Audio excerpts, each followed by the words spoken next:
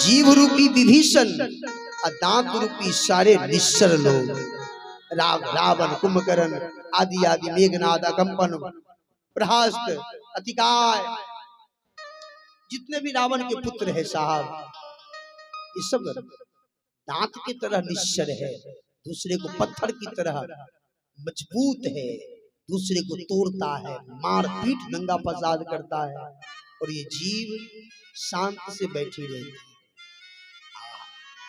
तो हर व्यक्ति के मुख में संत भी है और असंत भी है ना, लेकिन काम दोनों का पड़ता है। दांत नहीं होते तो यो कहीं दिक्कत होते ना, अब जिनका दांत नहीं उनका करगर चीज देवे खाए के लिए तो नहीं टूटते हुए, उसके लिए दांत चाहिए। लेकिन याद रखबे, बच्चा जन्म ले तो इस संग में दांत नहीं रहे छे, लेकिन जीव रहे छे।